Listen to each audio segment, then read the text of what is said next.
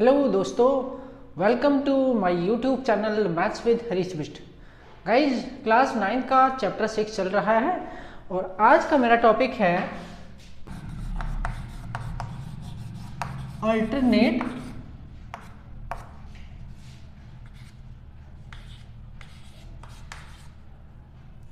Interior angles, अंतः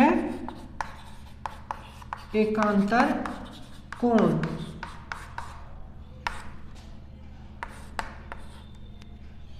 alternate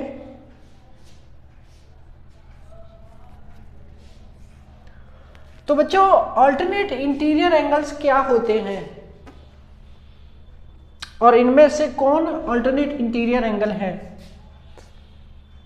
इसको भी मैं आपको फिगर से समझाना चाहूंगा।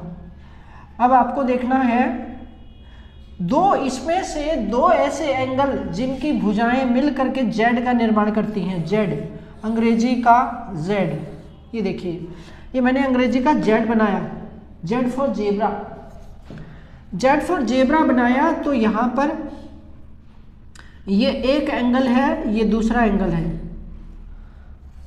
ठीक है।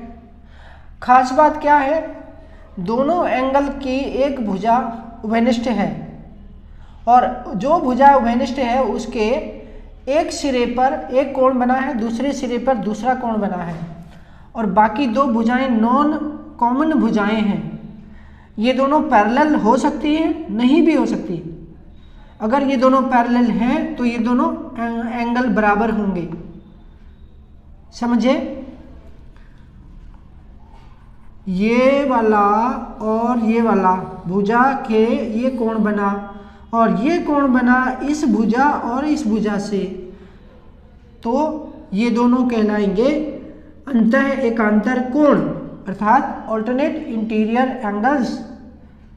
ओके बच्चों, दो भुजाएं, इनकी दो साइडें नॉन कॉमन है, ये साइड और ये साइड नॉन कॉमन है और ये वाली साइड कॉमन है। इसके एक वर्टेक्स पर एक एंगल बन रखा है और दूसरे वर्टेक्स पर, यानी कि जो हमारी कॉमन साइड है उसके एक एंड पॉइंट पर एक एंगल है और दूसरे एंड पॉइंट पर दूसरा एंगल है।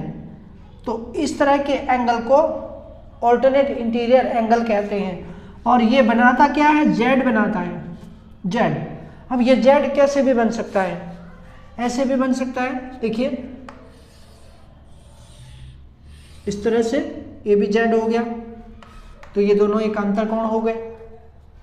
ओके, ये नॉन कॉमन भुजाएं हो गई और ये कॉमन भुजा हो गई, तो ये भी जेड बन गया। इस जेड को आप जैसे चाहे, जिस एंगल से चाहे देखो, बट आपको जेड दिखना चाहिए, जेड दिखना चाहिए।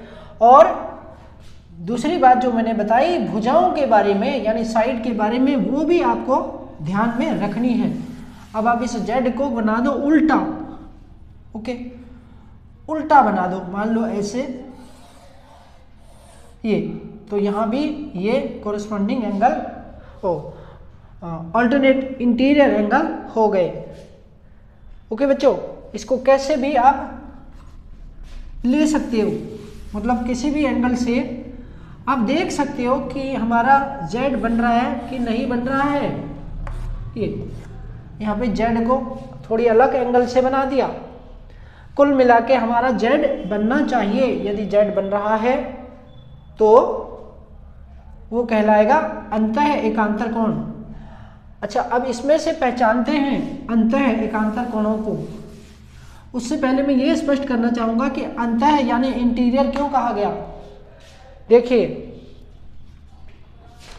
ये एल लाइन है, ये एम लाइन है, इन दो लाइनों के अंदर की तरफ, यानी इस लाइन के नीचे ये लाइन और इस लाइन के बीच में जो एंगल बन रहे हैं, ये 4, 3, 8, 5, इन्हीं को अंतः कोण कहा जाता है बच्चों, इंटीरियर एंगल कहा जाता है। और ये जो बाहर की तरफ बन रहे हैं, ये ऊपर की तरफ है, ये दोनों आउट, मतलब इस लाइन के ऊपर की तरफ, अब साइड में, और इसके डाउन साइड में, ठीक है। जो एंगल बन रहे हैं 6, 7, 1, 2, इनको एक्सटीरियर एंगल कहेंगे। क्या कहेंगे? Exterior angle.